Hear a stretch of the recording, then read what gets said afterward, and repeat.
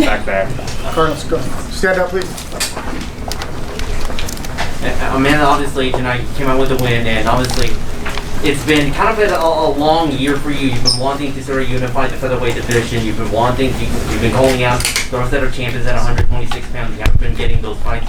In your opinion, what sort of is left for you to do to try to get those fights? And if it doesn't happen, sort of what is next for you? Well, we're hoping we're going to go back to the drawing board, and I don't know what these girls want. If they've been offered pretty decent amount, the most that they have ever been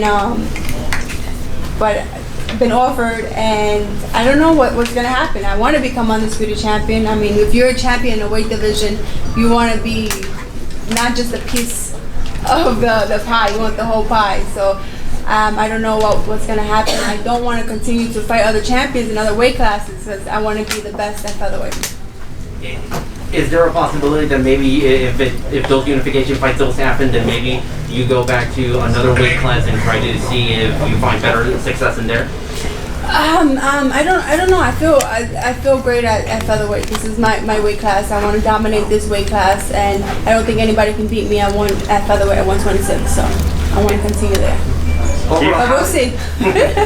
How would you sort of assess, Yamilev Mercado, obviously she was aggressive. She tried to be aggressive throughout the entire fight, and you kind of kept your distance and trade when you needed to, and you sort of did, and she tried to sort of fight back towards the end. How do you sort of assess Mercado, and were you surprised at anything that she did? I didn't feel that she was aggressive. She wasn't fighting like a Mexican. I think she was boxing a little bit. I wanted a fight. I wanted to be a Mexican fight. I wanted her to come forward, and I guess she figured she didn't want to engage with me. She felt my power, and yeah, she I was breaking her down round by round, and the last round we saw I caught her with the hook, and but she was a tough fighter. Mexicans are all tough, but she didn't want to engage. What happened with your coaches at the end? My coach he's very vocal, and because during training camp and interviews, she was saying that she's gonna if I'm the Pacquiao of boxing, she's gonna be the Marquez, and that's kind of disrespectful. So he wanted the Mexican fighter to come and fight like a Mexican, and they didn't do that, and so he was just a little upset. Thank you. Keith, right here. I'm into the 135-pound elephant in the room, of course, is Katie Taylor. I was just wondering, do you think that fight can be revisited? What are your thoughts on making that fight happen? I mean, we definitely want that fight. I definitely want to fight Katie Taylor. She's arguably the number 1, 2. We both, between Clarissa Shields, me, and Katie's top 3. I definitely want the fight, and we're hoping if I become undisputed champion, then that fight can come along. I want to be undisputed champion versus undisputed champion. But I don't know what's happening now, so we just gotta go back and just figure it out. If you can't make the unification fights that you want at 126, will you be open? She's obviously fighting Saturday, so would you be open to fighting her next? I mean, I'm open to fight anybody, but it's up to my team what they feel is right. Definitely want to fight her, but I just have to find out what they want to do.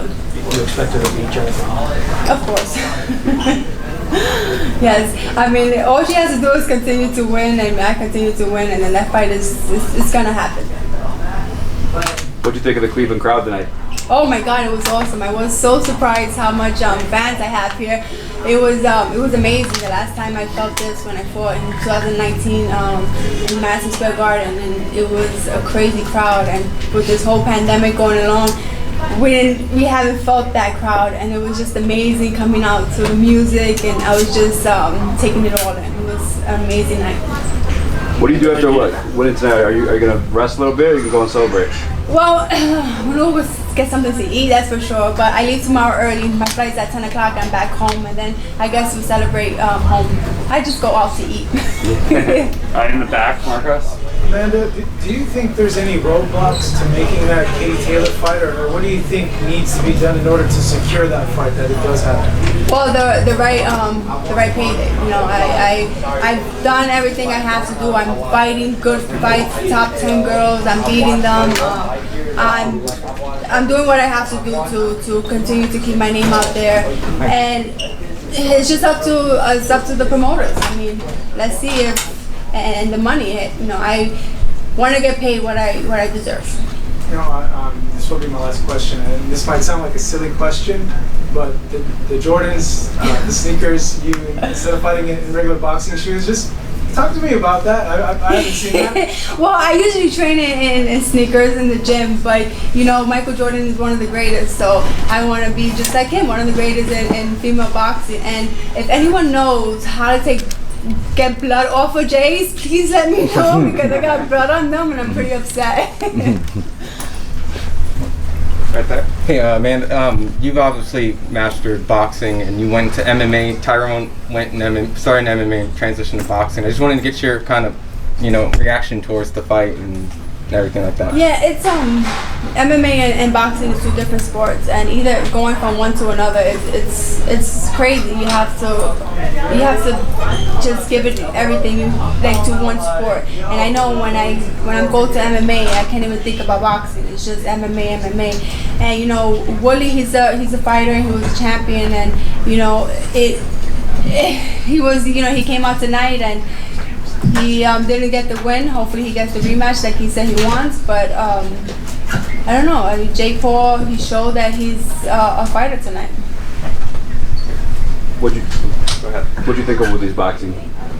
I mean, Woodley, it wasn't like the greatest, but they were tough. It was his first time. It was his pro debut. So you have to, and just like Jake, he's learning on the job. He's never had any amateur experience, and Woodley, he was a fighter, so he was able to see it a little more than Jake. But they're gonna just continue to learn, and Jake is young, and he's gonna continue to train hard, and one day he's gonna surprise all of us.